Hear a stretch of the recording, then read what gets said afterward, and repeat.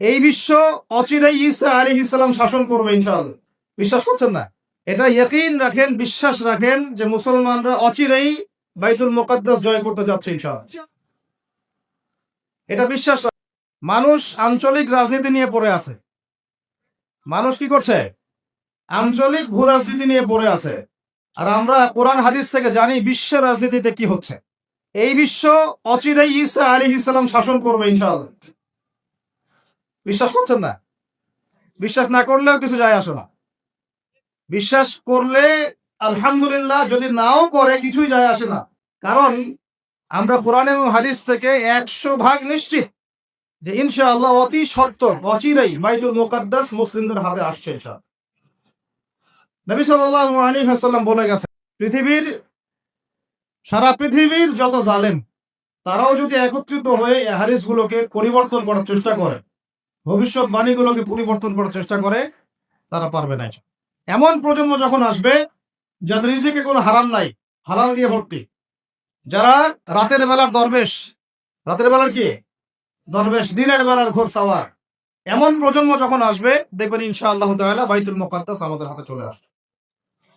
আর আমরা যদি এরকম প্রজন্ম গড়ে তুলতে ব্যর্থ হই, তাহলে আল্লাহ পাকের পক্ষ থেকে 2টা আয়াত শুনে রাখেন, তারপর সামনে যায়। আমরা যদি এমন প্রজন্ম গড়তে ব্যর্থ হই, আল্লাহ পাক বলছেন বিসমিল্লাহির রহমানির রহিম, সূরা মুহাম্মাদের মধ্যে আছে, ইন তানসুরুল্লাহ ইয়ানসুরকুম। মুসলমানরা শুনো, তোমরা যদি আল্লাহকে সাহায্য করো তবেই আল্লাহ তোমাদেরকে সাহায্য করবে। আল্লাহ সাহায্য পাওয়ার উপায় কি তাহলে বলেন? আমাদেরকে আল্লাহকে সাহায্য করতে হবে। তো আল্লাহ কি সাহায্যের দরকার আছে? আল্লাহুস সামাদ, আল্লাহ পাক অমুখাপেক্ষী, তার কাউকে প্রয়োজন নাই। কাউকে প্রয়োজন আছে? তো আল্লাহকে সাহায্য করার ব্যাখ্যা হচ্ছে আল্লাহর দ্বীনকে সাহায্য করা। কথা বুঝতে পারছেন? আল্লাহকে সাহায্য করার অর্থ হচ্ছে কি? আল্লাহর দ্বীন ইসলামকে সাহায্য করা। ইন তানসুরুল্লাহ, তোমরা যদি আল্লাহর দ্বীনকে সাহায্য করো, ইয়ানসুরকুম, আল্লাহ পাক তোমাদেরকে সাহায্য করবেন। ওয়া ইউসাব্বিত আকদামাকুম, তোমাদের পা আল্লাহ পাক শক্ত করে দৃঢ় করে রাখবেন। এটা একটা শর্ত আল্লাহর সাহায্য আসা। এখন ঝাঁকে ঝাঁকে আবাবিল আসবে না। ঝাঁকে ঝাঁকে আবাবিল এসে আল্লাহর দুশমনের গায়ে পাথর ফেলবে না। ভালো করে বোঝার চেষ্টা করে। এখন ঝাঁকে ঝাঁকে আবাবিল এসে, তৈরন আবাবিল এসে ওই হস্তি বাহিনীর গায়ে পাথর ফেলবে না। এখন সেই যুগ নয়। এখন পাথর আপনাকেই ফেলতে হবে। কথা বুঝতে পারছেন? এই পাথর ফেলার দায়িত্ব এখন মুসলমানদের হাতেই নিতে হবে। ঠিক ওই দায়িত্ব মুসলমানরা যখন নিয়েছিল, বাইতুল মুকাদ্দাস আমাদের হাতেই ছিল। যখন থেকে আমরা ওখান থেকে সরে গেছি, তখন থেকে আস্তে আস্তে আস্তে আস্তে ওগুলো কুফারদের হাতে চলে গেছে। দুঃখজনক না এটা আমাদের জন্য? লজ্জার না? লজ্জা। তবে ইনশাআল্লাহ তাআলা আমরা নিশ্চিত ভাবে বলতে পারি এই গ্লানি আমরা কাটিয়ে উঠবো ইনশাআল্লাহ। পুরো বিশ্বে আপনি মুসলমানদের সংখ্যা হিসাব করলে দেখবেন কোটি কোটি কোটি কোটি অজস্র মুসলিম, অজস্র মুসলিম। এত অজস্র সংখ্যক মুসলিম থাকার পরেও সারা বিশ্বে মুসলমান আজকে নির্যাতিত, নিপীড়িত। কেন? এটা তো হওয়ার কথা ছিল না। কারণ এইগুলাই, আমরা নামাজ ছেড়ে দিয়েছি, আমরা মসজিদ ছেড়ে দিয়েছি, মসজিদ মুখী না হয়ে আমরা মোবাইল মুখী হয়েছি। এখন আমরা কোরআন মুখী না হয়ে গার্লফ্রেন্ড মুখী হয়েছি। আমরা এখন হালাল রিজিক বাদ দিয়ে সুদ খাচ্ছি। আমরা এখন আল্লাহর পথে দাওয়াত এবং জিহাদের মেহনত বাদ দিয়ে পাবজি, ফ্রি ফায়ার নিয়ে পড়ে আছে। যুব সমাজ মাদক নিয়ে পড়ে আছে। আলেমদের মধ্যে একটা শ্রেণী তাদের দায়িত্ব এড়িয়ে যাচ্ছেন, আপোষে ইখতিলাফে বিভক্ত হয়ে যাচ্ছেন। উম্মাহকে আমরা টুকরা টুকরা করে ফেলছি এবং উপর থেকে আমাদেরকে সহযোগিতা করা হচ্ছে না। এই সার্বিক বিষয়গুলো যখন একত্রিত হয়েছে, তখন উম্মতের উপরে গ্লানি, লাঞ্ছনা নেমে এসেছে। আমরা চাই না এটা আমাদের উপর থাকুক, ইনশাআল্লাহ থাকবেও না। আমি বলছি কখন থাকবে না? যখন আমরা আল্লাহর দ্বীনকে সাহায্য করব। এখন একজন ভাই নামাজই পড়ে না, সে কি আল্লাহর দ্বীনকে সাহায্য করতে পারবে? একজন ভাই কোরআন তেলাওয়াতও করতে পারে না, সে কি আল্লাহর কোরআনের দাওয়াত মানুষকে দিতে পারবে?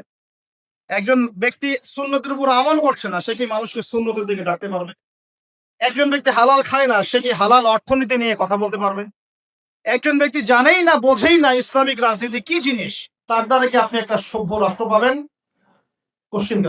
কোশ্চিন কালেও না। যতদিন পর্যন্ত একজন ওমরের মতো শাসক না আসছে, আপনি সমাজ থেকে এই দুর্নীতি, করাপশন, অন্যায় অবিচার রোধ করতে পারবে? হাজার চেষ্টা করে নেয়, উমরের মতো একজন মানুষ যতক্ষণ না আসছে সমাজের এই গ্লানি কখনো কেটে উঠবে। ছোট থেকে ছোট, বড় থেকে বড়, প্রত্যেকটা পদে পদে আমরা অন্যায় করছি, অবিচার করছি। একদম সবজিওয়ালা থেকে শুরু করে উচ্চ পর্যায় পর্যন্ত সবাই 2 নাম্বারই করার চেষ্টা করছে। ওমর ইবনে খাত্তাব রাদিয়াল্লাহু আনহুর শাসন ব্যবস্থা পড়ে দেখবেন, এরপরে চিন্তা করবেন যে আমরা কোন জায়গায় আছি আর আমাদের কোন জায়গায় যাওয়া উচিত ছিল। শতাব্দীর পর শতাব্দী চলে গেল, এখন পর্যন্ত আমাদের হুঁশ ফিরছে না। আর কতগুলো মুসলমানের জীবন গেলে আমাদের হুঁশ ফিরবে? যেদিন আমার বাড়িতে বোম পড়বে ওই দিন হুঁশ ফিরবে, যেদিন আমার বাসায় এসে বোমটা পড়বে ওই দিন হুঁশ ফিরবে, চোখ খুলবে আমাদের। একটা একটা করে ওদের এজেন্ডা ওরা বাস্তবায়ন করেছে। ওদের বলতে কাদের বুঝাচ্ছি এটা আপনারা বুঝে নেবেন। সব কথা সব জায়গায় খোলামেলা বলা যাবে না, এটা আপনারাও বুঝতে পারেন। এদের একটা এজেন্ডা, তারা পুরো বিশ্বটাকে শাসন করতে চায়, এটা ওদের এজেন্ডা। এই এজেন্ডাটাকে বাস্তবায়ন করার জন্য তারা প্রথমত মুসলমানদের মধ্যে বিভক্তি সৃষ্টি করেছে, তারপরে মুসলমানদেরকে 60-70টা রাষ্ট্রে বিভক্ত করে দিয়েছে, মুসলমানদের খেলাফত ব্যবস্থাকে ধ্বংস করে দিয়েছে, মুসলমানদের অর্থনীতির মধ্যে সুদ চালু করে দিয়েছে। এরপরে সংস্কৃতির অঙ্গনের মধ্যে শিরকের বিষ-বাষ্প ঢুকিয়ে দিয়েছে। এরা মুসলমানদের সাথে এমন প্রতারণা করেছে যে মুসলমানরা ওকে যদি বন্ধুরূপে গ্রহণ করে ওর আর শত্রুর প্রয়োজন নাই। ওরা আরো কি করেছে? ওরা আমাদের শিক্ষা ব্যবস্থাটাকে ধ্বংস করার চেষ্টা করেছে এবং আস্তে আস্তে সেদিকে তারা সফল হচ্ছে। এরপরে আমাদের হুঁশ ফিরছে না। আর যখন মুসলমানরা ঈমান, কালিমা এইসব চেতনা নিয়ে দাঁড়ানোর চেষ্টা করেছে, যারাই দাঁড়ানোর চেষ্টা করেছে ওই প্রত্যেকটা রাষ্ট্রকে তারা আক্রমণ করেছে। বিশ্বের বুকে তাকিয়ে দেখেন, একটা একটা করে নাম মেনশন করা যাবে। এরপরে আমরা পড়ে আছি আমাদের সেই ছোট চিন্তার মধ্য দিয়ে, ক্ষুদ্র চিন্তা নিয়ে, কে কোন দল করি আর কে কোন সংগঠন করি, কে কোন রাজনৈতিক দল করি, কে কোথায় হাত বাঁধি, কে আমিন জোরে বলি, কে আসতে বলি, এইগুলোই আমাদের আলোচনার বিষয় হয়ে গেছে। এখন পর্যন্ত বুঝতে পারলাম না যে আমরা সবাই মিলে একটা জাতি, একটা উম্মাহ।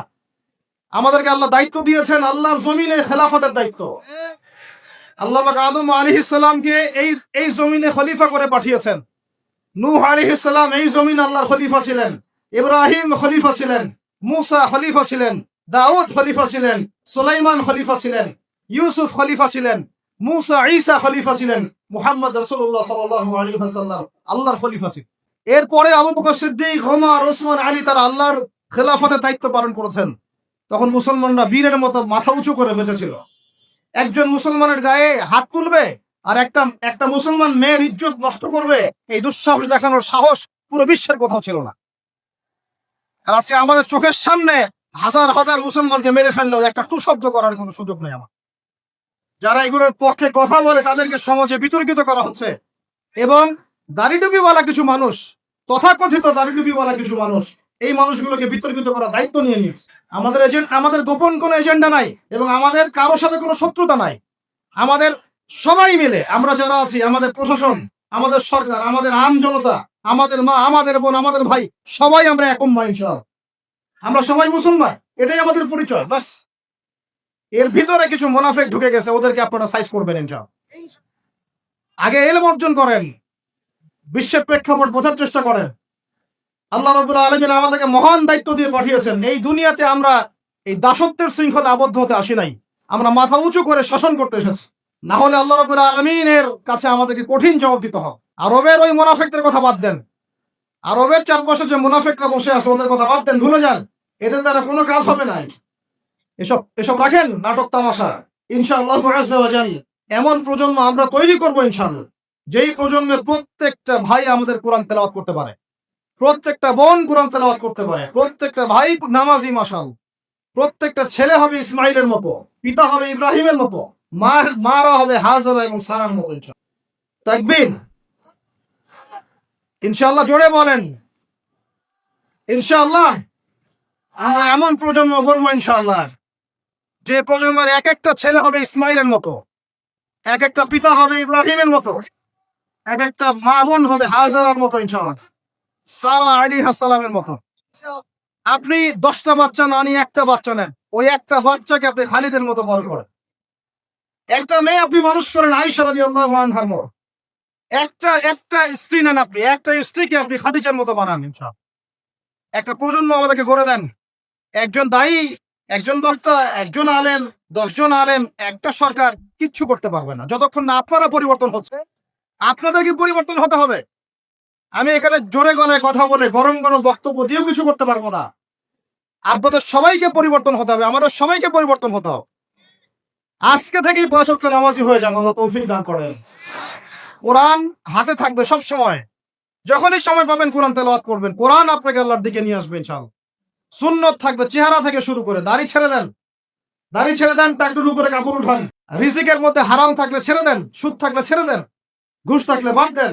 যদি কারো সম্পদ অন্যায়ভাবে নিয়ে থাকেন, আজকে তওবা করে সে সম্পদ ফিরাই দিয়ে আসেন।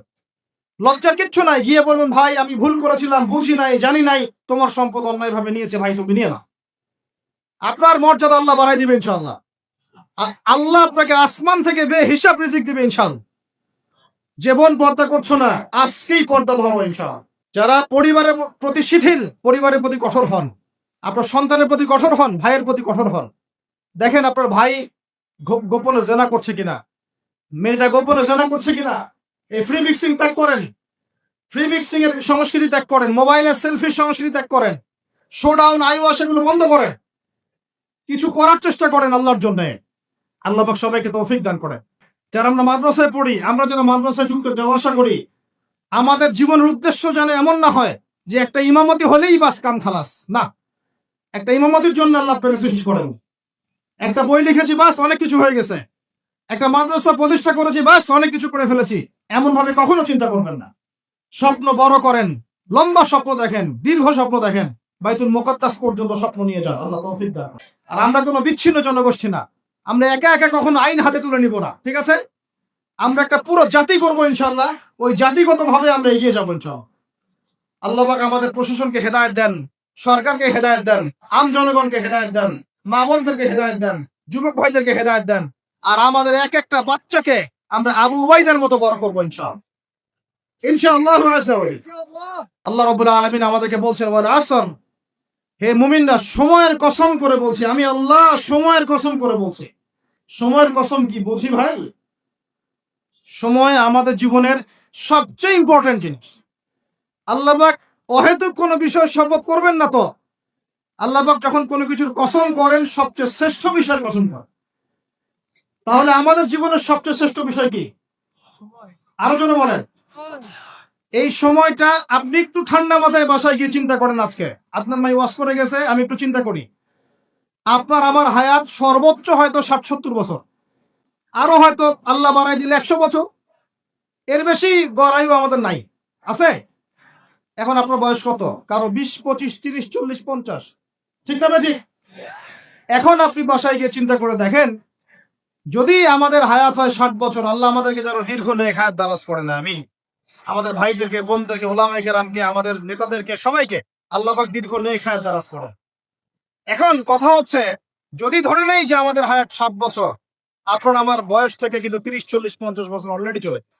এখন চিন্তা করবেন যে এই সময় যেটা চলে গেল, এই সময়ের মধ্যে আমি কতটুকু নামাজ পড়েছি, কতটুকু রোজা রেখেছি, যাকাত দিয়েছি কতটুকু, হজ ফরজ হয়েছে করেছি কিনা, দিনের পথে আমার অবদান কি, দিনের পথে আমার অবদান কি, আল্লাহর দিনকে যে আল্লাহ সাহায্য করতে বললেন, আমি কি করেছি।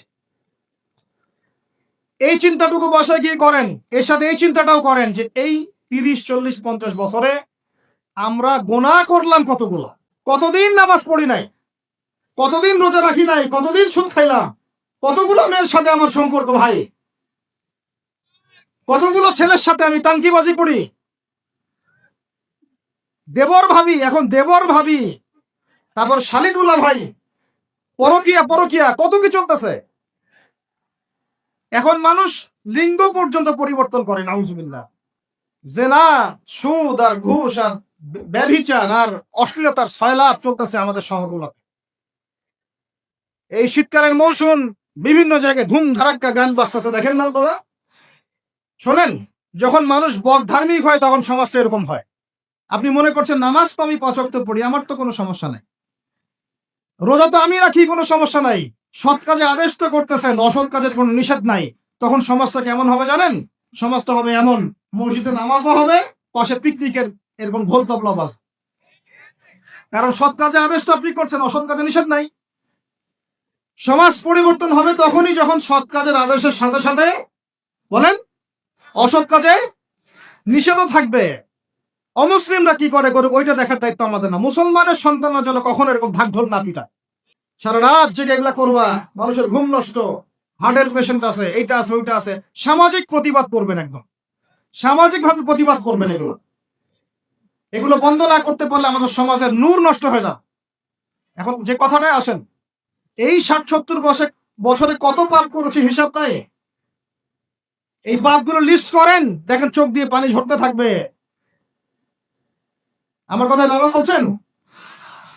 এই পাপগুলো লিস্ট করেন, চোখ দিয়ে পানি ঝরবে, আল্লাহ আমাদেরকে মাফ করে দেন। সবাই বলি আমিন। কত কবিরা গুনাহ হয়েছে, কত সগীরা। তবে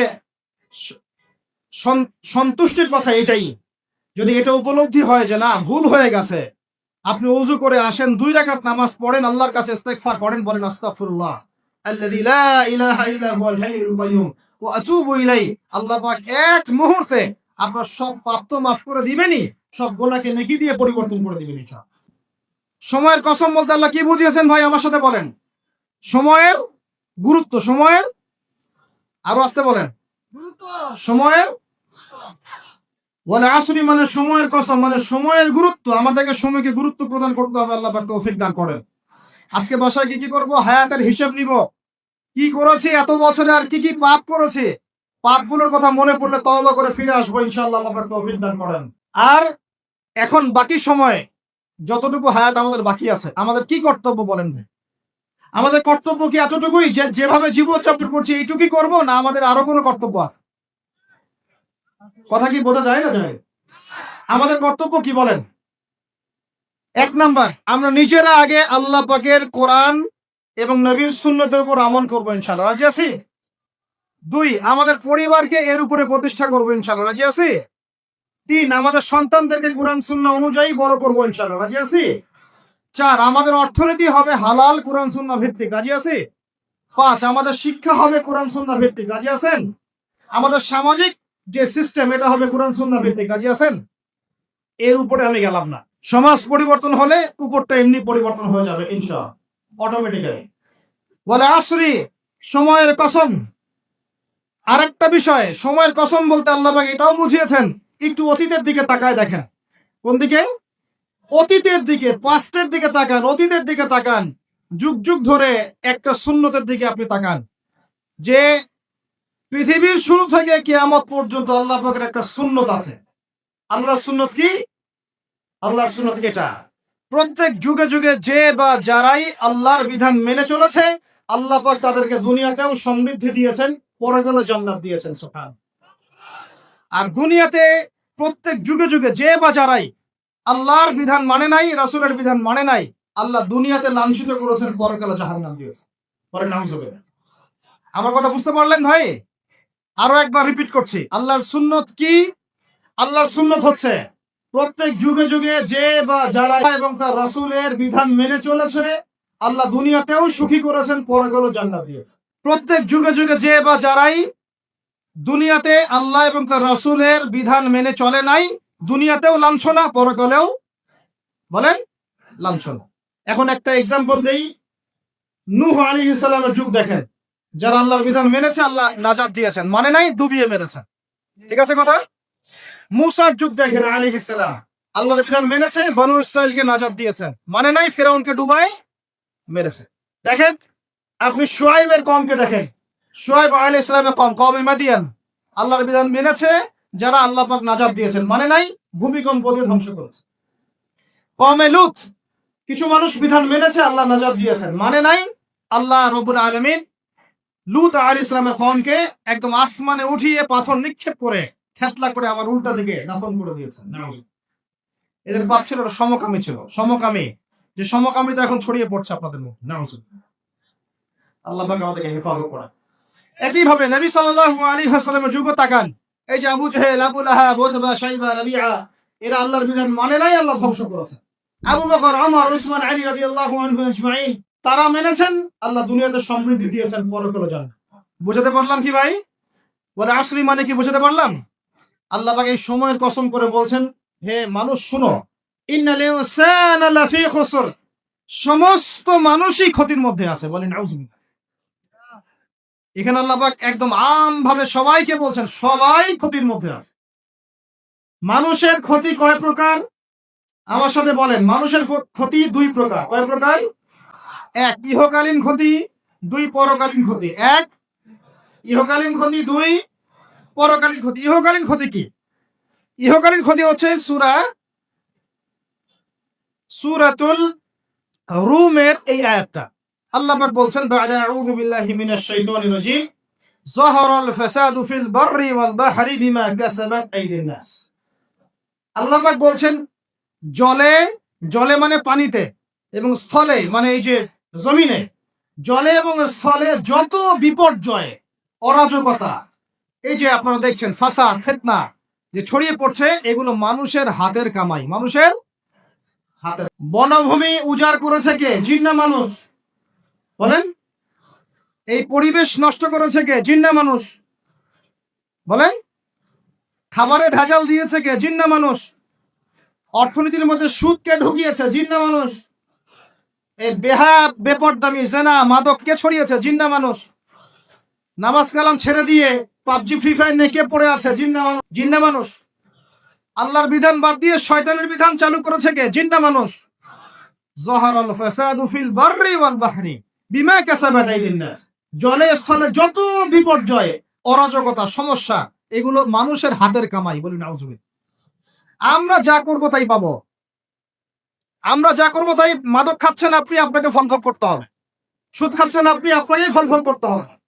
এই বেহার মতো মেয়েরা চলছে, ওকেই দেখবেন ফল ভোগ করতে হবে। মেয়ের সাথে হারাম সম্পর্ক করছেন, আপনাকে ফল ভোগ করতে হবে।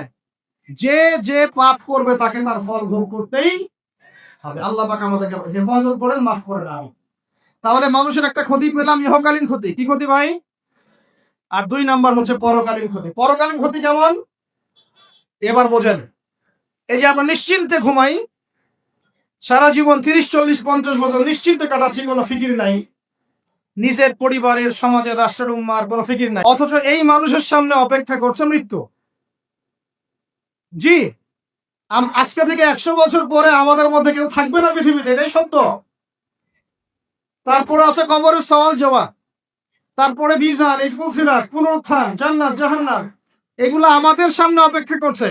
আর সেই মানুষ নিশ্চিন্তে বসে বসে মেয়ের সাথে টাঙ্গিমা। সেই মানুষ বাইক নিয়ে একটা মেয়ে কিনে ঘুরছে। সেই মেয়ে একটা ছেলের সাথে চটপটি ফুচকা খায়। সেই লোক আল্লাহর বিধানকে সরাই দিয়ে শয়তানের বিধান চালু করা শুরু করে। সেই ব্যক্তি সুদ খাচ্ছে। সেই ব্যক্তি ট্রান্সজেন্ডার এই মতবাদ প্রমোট করতেছে। হ্যাঁ, সেই ব্যক্তি শিক্ষার মধ্যে ইসলাম বিদ্বেষী বিষয় ঢুকাই দিল। অথচ এই মানুষের সামনে পরকাল অপেক্ষা করছে। একদম টেনে হিস্ট্রি আল্লাহ পাক সামনে নিয়ে দাঁড় করাবেন, দাঁড় করে জিজ্ঞাসা করবেন। তাহলে আমরা কত অপদার্থ, কত বোকা, আমরা কি বুঝতে পারছি ভাই? একটু বুঝতে পারছেন কি? আল্লাহ পাক সূরা আহজাবে এটাও কিন্তু বলেছেন যে ইন্নাল ইনসানা যালুমান জাহুলা। এর আগে আল্লাহ বলছেন ওয়ালাকাদ আরাদনা, আয়াতটা কি ভাই? ওয়ালাকাদ আরাদনা আলাল ইনসানি ওয়ালাকাদ আরাদনা আল আমানাতা আলাল ইনসান ওয়ালাকাদ আরাদনা আল আমানাতা আলাল, একটা বলেন না, খুব চমৎকার একটা আয়াত আছে। হাফেজ কি আছেন এখানে? কেউ হাফেজ নাই? ওয়ালাকাদ আরাদনা আল আমানাতা আলাস সামাওয়াতি ওয়াল আরদি ওয়াল জিবাল, এই হচ্ছে, তাই না? ঠিক আছে না? হ্যাঁ, ওয়ালাকাদ আরাদনা আল আমানাতা আলাস সামাওয়াতি ওয়াল আরদি ওয়াল জিবাল ফাআবাইনা আন ইয়াহমিলনাহা ওয়া আশফাকনা মিনহা ফাহামালাহা আল ইনসান। সুবহান, শুকরিয়া, আল্লাহ পাক মনে করাই দিয়েছে। আরেকটা যদি না বলতে পারতাম মনের মধ্যে একটা অতৃপ্তি থেকে যায়। আল্লাহুম্মা লা ইলমা লানা ইল্লা মা আল্লামতানা ইন্নাকা আনতাল আলিমুল হাকিম। আলহামদুলিল্লাহ। আয়াতের অর্থ শুনেন। মানুষ যে জালেম, জাহেল, আমরা যে অপদার্থ, আল্লাহ পাক কি বলছেন শুনুন। আল্লাহ বলছেন ওয়ালাকাদ আরাদনাল আমানাতা আলাস সামাওয়াতি ওয়াল আরদি ওয়াল জিবাল। আমি ইসলামের এই আমানত, শরিয়াত, কোরআন হাদিসের এই যে আমানতটা, এটা আসমান সমূহকে দিতে চেয়েছিলাম। কি নিবা? আমি জমিনকে দিতে চেয়েছিলাম, তোমরা নিবা? আমি পাহাড়কে দিতে চেয়েছিলাম, তো আমানত কি নিবা? ফাআবাইনা, তারা বলেছে না নিতে পারো। ওয়াশফাকনা মিনহা, তারা অক্ষমতা প্রদর্শন করেছে। ফাহামালাহাল ইনসান, মানুষ সেই আমানতটা কাঁধের মধ্যে বহন করেছে। আমরা সেই আমানত কি করেছি ভাই? কাঁধে বহন করেছি। আল্লাহ পাক বলছেন ইন্নাল ইনসানা যালুমান জাহুলা, মানুষ কত জালেম, মানুষ কত জাহেল। আমাদের সামনে পরকালীন এই কঠিন জবাবদিহিতা অপেক্ষা করছে। এরপরে আমাদের জীবনযাপন পদ্ধতি দেখলে মনে হয় যে আমাদের মধ্যে আর গরু ছাগলের মতো কোনো পার্থক্য। কেন? গরু ছাগলের কাজ কি? খাবে, ইস্তেঞ্জা করবে আর সহবাস করবে, বাস। আমাদের এখন এই তিনটা কাজ। কি খাবো, আর কোন টাইলস ফিটিং বাসায় পায়খানা করব, আর কতগুলো বাচ্চা পয়দা করবো, বাস। এর বাইরে আমাদের চিন্তা কোথায়? আচ্ছা, এবার আসেন, সময়ের কসম বুঝতে পারলেন? ইন্নাল ইনসানা লাফি খুসর বুঝতে পারলেন? আচ্ছা, আল্লাহ পাক এবার আমাদেরকে বলছেন, আচ্ছা ঠিক আছে, 4টা গুণ অর্জন করো। কয়টা ভাই? একটু বসেন, সবর করেন, আমরা অনেক লম্বা আলোচনা করব না। আমরা বুঝতে পারছি রাত অনেক গভীর হচ্ছে, আমরা সংক্ষিপ্ত করবো ইনশাআল্লাহ। আমার সাথে বলেন, কয়টা গুণ অর্জন করব? আল্লাহ পাক বলছেন এই 4টা গুণ যারা অর্জন করবে তারা ওই ক্ষতি থেকে বেঁচে থাকবে ইনশাআল্লাহ। সুবহানাল্লাহ। দুনিয়াতেও তারা সফল হবে, পরকালেও সফল হবে ইনশাআল্লাহ। আল্লাহ বলছেন ইল্লাল্লাযীনা আমানু, তারা নয় যারা এক ঈমান এনেছে, তারা ক্ষতির মধ্যে নাই, যারা ঈমান এনেছে। 2 ওয়া আমিলুস সলিহাত, সৎ আমল সম্পাদন করেছে। কি আমল? সৎ আমল। তারপরে ওয়া তাওয়াসাউ বিল হক, পরস্পরকে সত্যের উপদেশ দিয়েছে। কিসের উপদেশ? সত্যের। 4 ওয়া তাওয়াসাউ বিস সবর, এবং পরস্পরকে ধৈর্যের উপদেশ দিয়েছে। কয়টা বললাম বলেন তো ভাই? আমার সাথে বলেন। 1 নাম্বার, যারা, আপনারা কি হাসি তামাশা করতে আসছেন এখানে? এটা ক্লাসের মতো মনে করেন, এটা একটা ক্লাসের মতো মনে করেন। ট্রেডিশনাল ওয়াজ মাহফিল বাদ দেন, ওই সুর গল্প কিচ্ছা কাহিনী বন্ধ করেন, কিছু কিছু শিখেন। 4টা গুণাবলী অর্জন করলে ক্ষতি থেকে বাঁচতে পারবো, অন্যথায় কোনো সুযোগ নাই। যত বড় ফকিহ হন, আলেম হন, মুহাদ্দিস হন, মুফাসসির হন, পলিটিক্যাল নেতা হন, কোনো লাভ নাই, কিচ্ছু হবে না পরকালে, একদম নাজাতের রাস্তা বন্ধ যদি 4টা গুণাবলী অর্জন না করতে পারি। কয়টা ভাই? 1 নাম্বার ইল্লাল্লাযীনা আমানু, যারা ঈমানদার হয়েছে। 1 নাম্বার ঈমানদার হয়েছে, পাক্কা ঈমানদার হয়েছে। 2 নাম্বার ওয়া আমিলুস সলিহাত, সৎ আমল করেছে। কি আমল? ওয়া তাওয়াসাউ বিল হক, হকের দাওয়াত দিয়েছে। কিসের দাওয়াত? 4 নাম্বার ওয়া তাওয়াসাউ বিস সবর, ধৈর্যের দাওয়াত দিয়েছে, ধৈর্যের উপদেশ। কিসের উপদেশ? এটা কি শুধু একজন ব্যক্তির উপরে বর্তাবে না সবার উপর দায়িত্ব? এই সূরায় কি শুধু আলেমদেরকে উদ্দেশ্য করা হচ্ছে? শুধু মুফাসসিরদেরকে, শুধু মুহাদ্দিসদেরকে, শুধু বক্তাদেরকে, নাকি সবাইকে? এই সবাই মিলে যখন এই 4টা গুণাবলী অর্জন করবেন, দেখবেন ইনশাআল্লাহ দুনিয়াতেও বিজয় আমাদের, পরকালে আমাদের ইনশাআল্লাহ। এবার একটু ব্যাখ্যা করে, সংক্ষিপ্ত করে। ঈমান মানে কি? ঈমান অর্থ কি? বিশ্বাস। ঈমানের পিলার কয়টা? ঈমানের স্তম্ভ পিলার কয়টা? বলেন 6টা। কয়টা? আমার সাথে বলেন কয়টা? 1 নাম্বার আল্লাহ বিশ্বাস। কোথায় বিশ্বাস?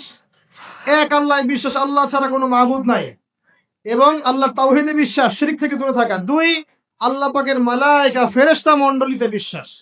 ফেরেশতায় বিশ্বাস করি তো ইনশাআল্লাহ? এই জায়গাটাতে ফেরেশতারা আছেন, বিশ্বাস করেন? আমাদের 2 কাঁধে ফেরেশতা আছেন, বিশ্বাস করেন? আপনি যখন আয়াতুল কুরসি পড়ে ঘুমান, তখন একজন ফেরেশতা আপনাকে পাহারা দেন, বিশ্বাস করেন?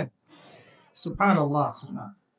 এরকম অগণিত অসংখ্য ফেরেশতা আছে আল্লাহ পাকের। কতগুলা? এই আরশে আজিম, এই আমরা বলি আরশে আজিম, নিচে একটা জায়গা আছে 7ম আসমানের উপরে, তার নাম হলো বাইতুল মামুর। কি নাম? বাইতুল। ওটা হচ্ছে একটা ফেরেশতাদের তাওয়াফ করার জায়গা। আমরা যেমন কাবা ঘরে তাওয়াফ করি না? করি না? কারা কারা করেছেন হাত তোলেন। মাশাআল্লাহ, মাশাআল্লাহ। আল্লাহ পাক আরো বেশি করার তৌফিক দান করেন, আর যারা করে নাই তাদেরকেও তৌফিক দান করেন। আল্লাহ পাক সবাইকে হজ করার তৌফিক দান করেন। যেটা বলতে চাচ্ছিলাম, যে আল্লাহ পাকের অগণিত ফেরেশতা আছেন, এই ফেরেশতাদের তাওয়াফের জন্য আল্লাহ পাক একটা ঘর বানিয়েছেন, তার নাম বাইতুল মামুর। কি নাম? তাই বাইতুল মামুরে যে ফেরেশতা একবার তাওয়াফ করে, কয়বার ভাই? সে আর কিয়ামত পর্যন্ত তাওয়াফের সুযোগ পাবে না। বলেন সুবহানাল্লাহি ওয়া বিহামদিহি, সুবহানাল্লাহিল আযীম। তাহলে আপনি কি বুঝতে পারলেন আল্লাহর ফেরেশতার সংখ্যা কত? যে একবার তাওয়াফ করেছে সে কিয়ামত পর্যন্ত আর সুযোগ পাবে না। চিন্তা করা যায়। এখন ইমানের পিলার কয়টা বললাম ভাই? 1 নাম্বার কিসে বিশ্বাস? আল্লাহ বিশ্বাস করি তো নাকি? তা আল্লাহ বিশ্বাস করলে যুবকরা এখন আত্মহত্যা করে কেন বলেন? আল্লাহ বিশ্বাস যদি করেন তাহলে রেজাল্ট খারাপ হলে আত্মহত্যা করেন কেন? আল্লাহ আপনার তাকদির লিখেন নাই? আল্লাহ বিশ্বাস করলে আপনি চাকরি পাচ্ছেন না, হতাশ কেন? আল্লাহ যদি বিশ্বাস করবেনই তাহলে আপনি মেয়ের পিছনে জীবন নষ্ট করছেন কেন? আল্লাহ যদি বিশ্বাস থাকেই তাহলে নামাজ নাই কেন? আল্লাহ যদি বিশ্বাস করেনি আলহামদুলিল্লাহ তাহলে যাকাত দেন না কেন? তাহলে দিনের জন্য কোনো ফিকির নাই কেন? দিনী এলেম অর্জন কেন করেন না? কেন কোরআন তেলাওয়াত করা শেখেন না? কথাগুলো কি কষ্ট পাচ্ছেন? একটু পান। আমি দোয়া করি একটু যেন আপনি কষ্ট পান এবং এই কষ্টটা যেন আপনাকে আল্লাহর দিকে নিয়ে আসে। এই কষ্টটাই যেন আপনাকে আল্লাহর দিকে নিয়ে আসে। আল্লাহ তৌফিক দান করেন, আমিন। সবসময় নরম নরম ওয়াজে কাজ হয় না। সবসময় নরম নরম কথা বলে কাজ হয় না। আমাদের কাছে আবু বকর রাদিয়াল্লাহু আনহুর সুন্নতও আছে, ওমর ইবনে খাত্তাবের সুন্নতও আছে। আল্লাহ পাক আমাদেরকে তৌফিক দান করেন, আমিন। তাহলে ভাই আল্লাহ বিশ্বাস করবো তো ইনশাআল্লাহ? তাহলে এক কথায় আল্লাহর কোনো হুকুম ছাড়া যাবে না। রাজি? আল্লাহ পাকের কোনো হুকুম হাকাম ছাড়বো না ইনশাআল্লাহ। রাজি আছেন? আল্লাহ তুমি কবুল করো, আমিন। 2 আল্লাহ পাকের ফেরেশতা মণ্ডলীতে বিশ্বাস করি তো ইনশাআল্লাহ? ফেরেশতায় বিশ্বাস করলে গোপন পাপ কিভাবে করতে পারি? ফেরেশতায় বিশ্বাস করলে বাথরুমে পাপ করেন কিভাবে? ফোনের মধ্যে পাপ করেন কিভাবে? গোপনে মেয়ের সাথে পাপ করেন কিভাবে? গোপনে গোপনে পরকিয়া করেন কিভাবে? যদি আল্লাহকে আমরা আল্লাহর ফেরেশতার বিশ্বাস থাকেই তাহলে আমাদের এই ফেরেশতারা লিখছে না সবকিছু? লিখছে না? আল্লাহ পাক আমাদেরকে বিশ্বাস করার মতো করার তৌফিক দান করেন। হাদিসে জিবরিল সহিহ মুসলিমে আছে এবং মিশকাতে আছে। হাদিসে জিবরিলের মধ্যে নবী সাল্লাল্লাহু আলাইহি ওয়াসাল্লাম বলেছেন, আন তা'বুদাল্লাহা কাআন্নাকা তারাহ ফাইন লাম তাকুন তারাহু ফাইন্নাহু ইয়ারাক। শোনো মুসলমানরা, তুমি এমন ভাবে আল্লাহর ইবাদত করো যেন তুমি আল্লাহকে দেখছো, আর যদি তুমি আল্লাহকে দেখতে না পারো তাহলে জেনে রাখবা আল্লাহ তোমাকে দেখছেন। এই বিশ্বাসটার নাম হলো ইহসান। কি নাম? ইহসান। এই ইহসানের সাথে ইবাদত করলে আমাদের মধ্যে সবসময় আল্লাহ কনসিয়াসনেস থাকবে। আল্লাহর ফেরেশতারা লিখছেন, আল্লাহ দেখছেন। অতএব প্রকাশ্য গোপনে আমার দ্বারা পাপ করা সম্ভব না। এরপরে পাপ হতে পারে কি না? হতে পারে না? পারে না? যদি পাপ হয়ে যায় কি করবেন? হতাশ হয়ে যাবেন না। যতবার পাপ হবে 2 রাকাত নামাজ, যতবার পাপ হবে ওযু করে 2 রাকাত নামাজ, ইনশাআল্লাহ আল্লাহ পাক পাপ মাফ করে দিবেন। তাই বলে আল্লাহ পাকের এই দয়ার সুযোগ নিয়ে পাপ করতেই থাকবেন এমন, দয়ার সুযোগ নিয়ে পাপ করতেই থাকবেন এমনটা নয়। আল্লাহ পাক যেমন গফুর রহিম, আল্লাহ পাক তেমনি শাদীদুল ইকাব। আল্লাহ পাক যেমন রহমান রহিম, পরম করুণাময় অসীম দয়ালু, আল্লাহ পাক তেমনি কঠিন শাস্তিদাতাও। ঠিক আছে? 2 নাম্বার পিলার মালায়েকায় বিশ্বাস। 3 নাম্বার ওয়া কুতুবিহি, আল্লাহ পাকের সমস্ত আসমানি কিতাবে বিশ্বাস করব। রাজি আছি তো ইনশাআল্লাহ? তাহলে কোরআন পড়া শিখবো তো ইনশাআল্লাহ? তেলাওয়াত, আরবি ভাষা, আরবি ব্যাকরণ, তাফসীর এতটুকু শিখতে হবে। আল্লাহ পাক তৌফিক দান করেন। ওয়া রুসুলিহি, আল্লাহ পাকের সমস্ত রাসূলে বিশ্বাস করব তো ইনশাআল্লাহ? আমরা কি শুধু নবী মুহাম্মদকে বিশ্বাস করি সাল্লাল্লাহু আলাইহি ওয়াসাল্লাম, না সমস্ত রাসূলকে বিশ্বাস? বলেন, কনসেপ্ট ক্লিয়ার করেন। আচ্ছা, আরেকটা কথা, আমাদের নবীজির পরে কি আরো নবী আসতে পারে? তো অনেক মানুষে বলছে যে গোলাম আহমেদ কাদিয়ানীও নবী। বাংলাদেশে যে এগুলোর সংখ্যা দিন দিন বাড়ছে, তা আমাদের কোনো ভূমিকা নাই কেন? আমাদের কি মনে হয় যে আল্লাহ পাক আমাদেরকে ধরবে না? শোনেন, যাদের প্রত্যক্ষ মদদে আর পৃষ্ঠপোষকতায় বাংলার মাটিতে এগুলো ছড়াচ্ছে, আল্লাহ পাক এক একজন জালেমের কঠিন হিসাব নেবেন।